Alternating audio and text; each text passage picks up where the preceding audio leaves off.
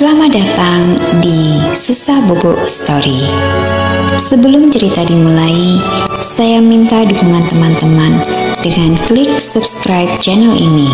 Dan jangan lupa nyalakan lonceng notifikasinya agar tidak ketinggalan cerita-cerita baru dari channel ini. Selamat mendengarkan.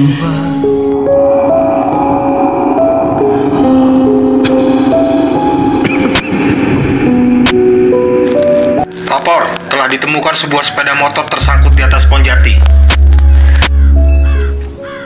Aku lihat seorang polisi memberitahu rekannya melalui radio panggil.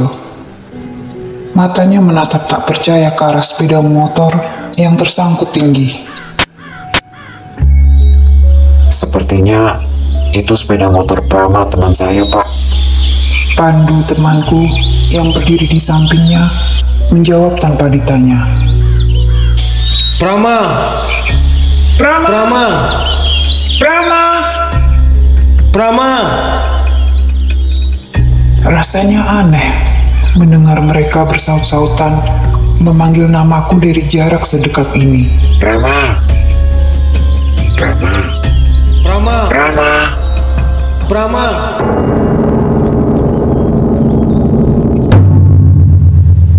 Dua tahun sebelumnya. Pagi ini hari pertama aku masuk kuliah. Sinar matahari belum sepenuhnya rebah ke tanah. Aku sedang mengikat tali sepatu ketika Bude datang menghampiri. Tanjakan menuju kampusmu itu namanya Sigar Bencah. Hati-hati kalau lewat sana. Pikiranmu tidak boleh kosong. Ujarnya sembari tak lepas menatapku.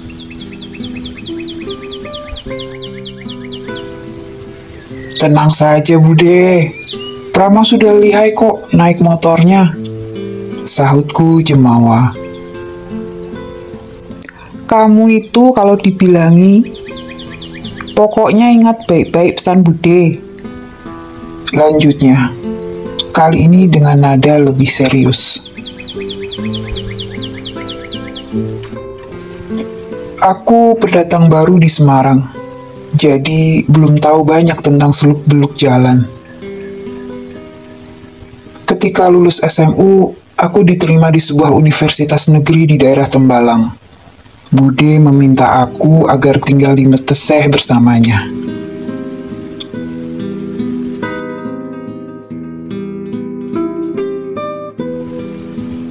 Kebetulan, Ibu bisa tenang kalau begitu. Selain ada yang mengawasi kamu, Ibu tidak perlu keluar uang untuk biaya kosmu. Ingat, di sana nanti Bude adalah pengganti Ibu. Pandai-pandailah membawa diri. Turuti nasihatnya. Jangan malas disuruh. Kalau budemu sedang butuh bantuan. Ucapan dan pesan ibu waktu menerima tawaran Bude masih aku ingat benar. Merasa telah bersikap tidak semestinya pada Bude, aku langsung bangkit mencium tangannya. Maafkan saya Bude, terima kasih atas nasihatnya. Prama berangkat sekarang. Keluar dari komplek perumahan, suasana jalan sangat ramai lalu lalang kendaraan. Setelah melewati jalan datar dan beberapa belokan, akhirnya aku tiba di sebuah tanjakan. Pasti jalan ini adalah Sigar Bencah yang dimaksud Bude tadi. Tidak salah kalau beliau menyuruhku hati-hati. Tanjakan ini sangat curam dan berkelok tajam. Jalan yang kelihatannya dibangun dengan cara membelah bukit ini, di sisi kanan kirinya membentang rimbun hutan jati serta tebing yang terjal. Jalan ini akan terus aku lewati setiap berangkat dan pulang.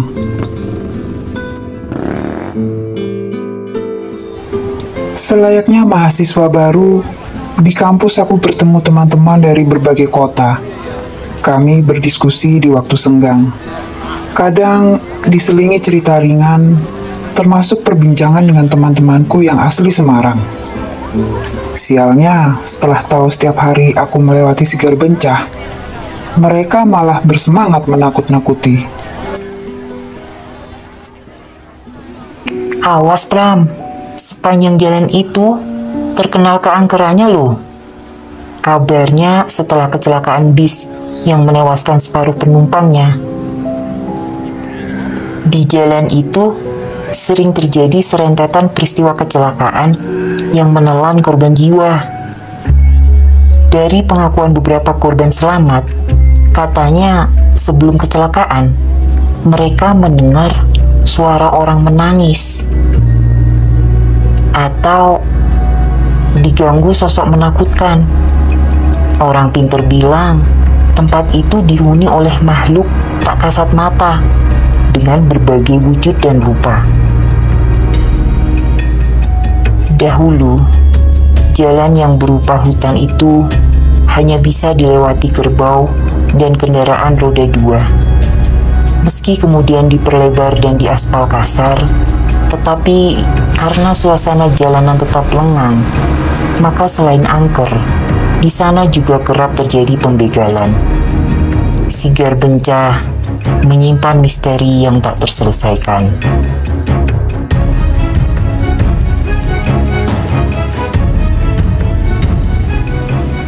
Menyesal aku mendengar cerita teman-teman. Aku yang terbiasa berpikir logis, sama sekali tidak percaya hal-hal di luar nalar. Kukira kecelakaan terjadi karena pengendara kurang berhati-hati ketika melewati tanjakan atau turunan yang memang berbahaya. Selama 2 tahun aku tinggal di rumah Bude, terjadi lagi beberapa kecelakaan yang menurutku penyebabnya tak masuk akal. Perlahan, ketidakpercayaanku pada hal-hal mistis menjadi goyah. Apalagi setelah Aji, sahabatku, mengalami kecelakaan di sana. Lengannya patah setelah terjungkal dari motornya. Jagoan bisa jatuh juga rupanya. Ledekku saat menjenguknya di rumah sakit. Kamu boleh percaya, boleh tidak, tapi mengingatnya saja aku jadi merinding sekarang. Katanya sambil mengusap-usap lengannya. Gara-gara ada ular menyeberang, kuinjak rem mendadak sampai aku terpental. Masa? Hanya karena seekor ular? Kenapa tidak kau lindas saja? Tanyaku dengan nada heran. Gila kamu Pram, mana aku berani. Ularnya saja sebesar batang pohon. Jawabnya membuatku terperanjat. Ular apa yang ukurannya sebesar batang pohon?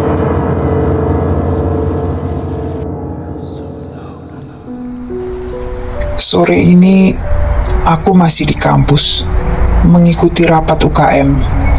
Dari jendela yang menghadap ke lapangan, aku lihat gerimis yang turun sejak tadi siang mulai reda. Kampus sudah sepi, hanya tinggal kami berenam. Menjelang maghrib, rapat selesai, dan kami pun bubar. Tergesa aku menuju tempat parkir. Kurapatkan jaket menjaga agar badanku tetap hangat. Gerimis telah berhenti total. Tak ada teman yang pulang searah denganku. Dalam hati, aku bulatkan tekad untuk sampai di rumah sebelum gelap.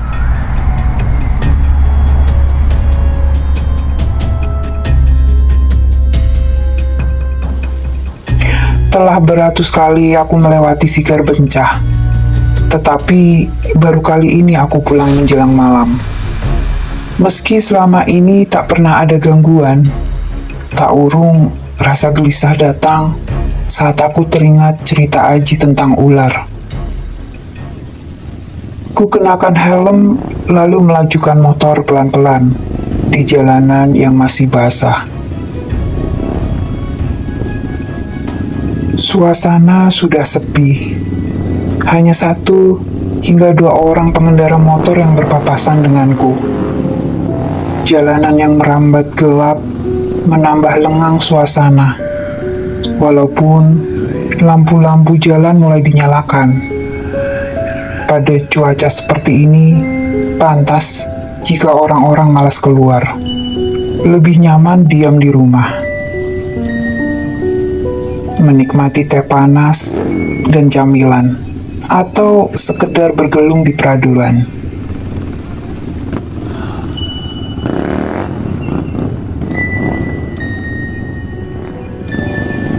Tinggal 20 meter lagi aku akan sampai di turunan Sigar Bencah. Dari tempatku sekarang, kulihat jalan di depan tampak remang-remang. Aku menepis rasa gamang. Terbersit keinginan untuk berbalik arah, mengambil jalan memutar. Tetapi, aku ragu karena jaraknya akan semakin jauh. Tak ingin tiba di rumah lebih malam. Akhirnya aku putuskan melanjutkan perjalanan. Memasuki turunan, tidak lagi kutemui satupun kendaraan. Langit di atasku mulai meredup. Pohon-pohon jati di kanan kiri jalan bergoyang-goyang tertiup angin. Helai-helai daunnya tampak kelabu ditimpa kegelapan yang turun membayang. Rantingnya serupa lengan-lengan monster yang siap mencekal. Perasaan tak menentu membuat imajinasiku tak terkendali. Walaupun aku berusaha tetap tenang, kurasa akal sehatku mulai terganggu. Saking cemasnya, aku terlonjak kaget ketika tiba-tiba terdengar bunyi klakson di belakangku. Tak tahu dari mana ia datang. Tiba-tiba saja, motor itu sudah menjajariku. Dari posisiku, aku melihat jelas pengendaranya seperti tergesa-gesa. Ia menyalip sambil membunyikan klakson berulang-ulang. Walau merasa aneh dengan tingkahnya, hatiku agak lega mengetahui sekarang ada teman seperjalanan. Aku lalu menambah kecepatan agar bisa membuntutinya. Tetapi makin aku kejar, ia berlari makin kesetanan. Saat itulah, tanpa sengaja, mataku melihat kaca spion. Aku terkesiap.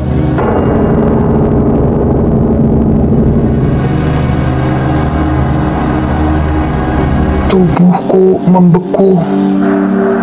Hawa dingin merayapi tubuhku. Dadaku berdegup kencang melihat pantulan pada kaca. Sesosok perempuan berpakaian putih tengah membonceng di belakangku.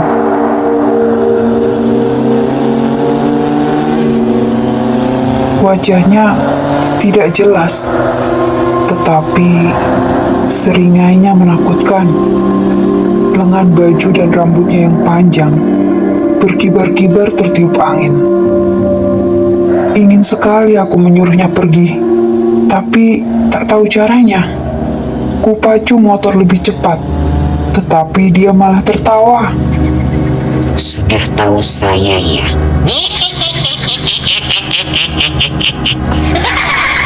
Mendengar suaranya, kuduku meremang.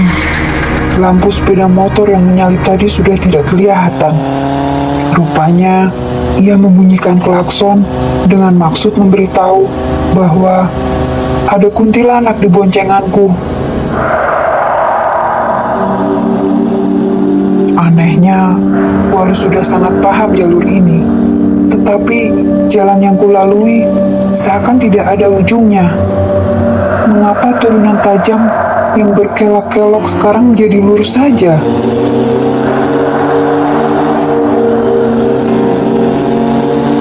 Semua doa yang aku hafal sudah aku rapal berkali-kali.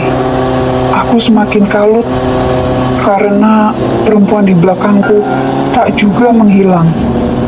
Ku tambah lagi kecepatan dengan harapan ia jatuh terpental. Tapi usahaku sia-sia. Entah ia berpegangan erat pada apa, karena bayangannya makin tampak jelas di kaca. Pikiranku makin kacau. Aku jadi hilang akal. Tak bisa membedakan lagi antara kenyataan atau hayalan. Tanpa aku sadari, motorku sudah melayang di atas pepohonan dengan kecepatan tinggi. Badanku terlempar dan pandanganku berkunang-kunang sebab kulihat kuntilanak itu melezat di atas pepohonan sambil mengikik tak henti. Tubuhku jatuh berdebum setelah sebelumnya tersangkut dahan pohon jati, lalu menggelinding menuruni jurang. Tak aku hiraukan lagi rasa sakit pada tubuh yang terluka akibat tergores dahan dan terantuk bebatuan.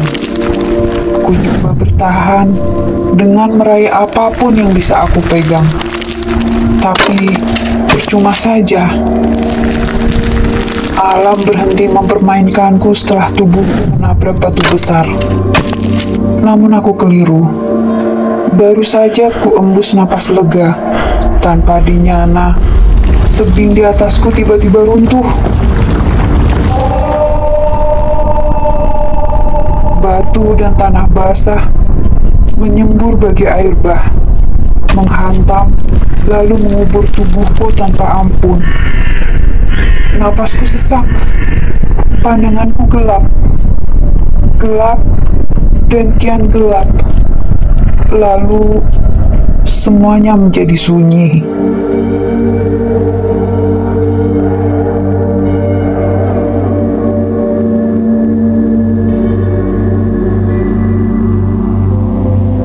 Satu bulan kemudian.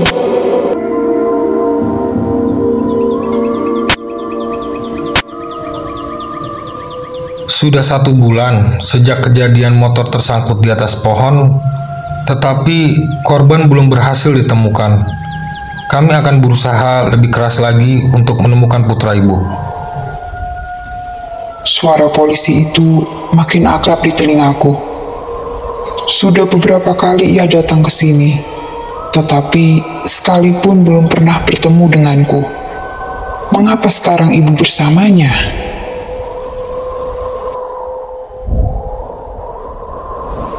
Prama, kamu di mana? Pulanglah, Nak. Ibu ikhlas menerima bagaimanapun keadaannya. Itu suara ibu. Aku sangat rindu pada ibu. Ingin sekali ku jawab panggilannya, tetapi bibirku tak mampu bersuara. Sekuat tenaga, aku berusaha bergerak, tetapi tubuhku terasa sangat berat dan kaku. Saat kupalingkan wajah, sesosok makhluk menyeramkan menatapku, penuh kemenangan. Dicengkeramnya tubuhku dengan kukunya yang runcing panjang, seraya mendengus parau. Kamu tidak boleh pergi.